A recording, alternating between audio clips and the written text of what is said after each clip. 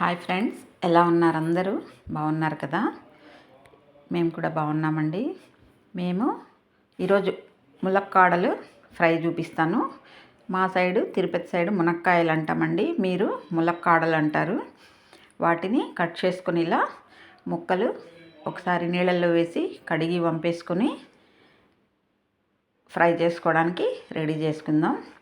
ములక్కాడలు ఫ్రై చాలా బాగుంటుంది కదా.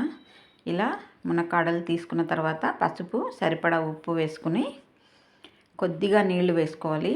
అంటే మునక్కాయలు ఉడకడానికి మాత్రమే వేసుకోవాలి. ఈ నీళ్ళను ఉడికిన తర్వాత వంపకూడదండి, టేస్ట్ మారిపోతుంది, టేస్ట్ చాలా తగ్గిపోతుంది. ఇలా స్టవ్ మీద పెట్టుకొని సిమ్లో పెట్టి ఉడికించుకోవాలి. మూత పెట్టి ఉడికించుకోండి, మునక్కాయలు చాలా త్వరగా ఉడుకుతాయి. అలాగే ఉడికాక చూద్దామండి. ఇలా మునక్కాడలు ఉడుకుతున్నప్పుడు ఒకసారి గరిట ఇలా వెనక్కి తిప్పి కలుపుతుంది మా అమ్మ. నేను కూడా అలాగే చూపిస్తున్నాను మీకు. ఎందుకంటే మన పాతకాలం వంటలు మన అమ్మలు చేసే విధానం చూపిస్తున్నాను కాబట్టి ఇలా ఒకసారి గరిటతో కాడతో తిప్పుకొని మళ్ళీ మూత పెట్టి ఉడికించుకోవాలి. చూద్దాము. ఇలా ఉడుకుతున్నాయి కదా, కాసేపు అలాగే ఉంచితే ఆ నీళ్ళు కూడా ఉడికి మొత్తం నీళ్ళు అయిపోతాయి. ఇలా ఇప్పటిదాకా ఉడికించుకొని స్టవ్ ఆఫ్ చేసుకోవాలి, పక్కన పెట్టుకుందామండి.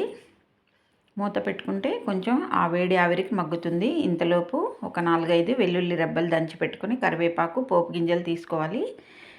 ఇలా స్టవ్ మీద బాండలు పెట్టుకొని వెలిగించి కొద్దిగా ఆయిల్ వేసుకోవాలి. ఒక 2 స్పూన్లు వేసుకుంటే సరిపోతుంది.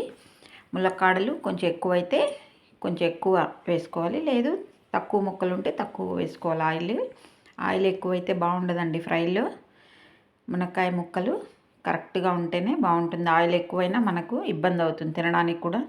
ఇలా నూనె వేడెక్కాక పోపు గింజలు వేసుకుని అవి చిటపటమన్నాక కరివేపాకు, వెల్లుల్లి రెబ్బలు అందులో వేసుకోవాలి. కరివేపాకులోనే వెల్లుల్లి రెబ్బలు అలా నూనెలో వేసుకుంటే చాలా బాగుంటుందండి స్మెల్. ఇప్పుడు ఉడికిన మునక్కాయ ముక్కలు వేసుకుని ఒకసారి అంతా కలుపుకోవాలి. మునక్కాయ ముక్కలు చెదరకుండా ఉండాలండి ఎప్పుడు ఫ్రై. చెదిరేదాకా ఉడికిస్తే అంత బాగుండదు, పుల్లలుగా అయిపోతుంది మనం కలిపినప్పుడు, అంత బాగుండదు. కాబట్టి ఇలా ఉన్నప్పుడే దింపుకోవాలి, ఇలాగే ఉడికించుకోవాలి కూడా. ఇప్పుడు ఒక 1/2 స్పూను రెడ్ చిల్లీ పౌడర్ వేస్తున్నాను. చెప్పాను కదండి, నేను ధనియాల పొడి కూడా అందులోనే కలుపుకుంటా. అంటే ధనియాలు, మిరపకాయలు 2 కలిపి ఆడించుకుంటాం కాబట్టి నేను అది కొలత ప్రకారం వేసుకుంటాను. మీరు విడివిడిగా ఉంటే చూసి మీ టేస్ట్ ప్రకారం వేసుకోండి.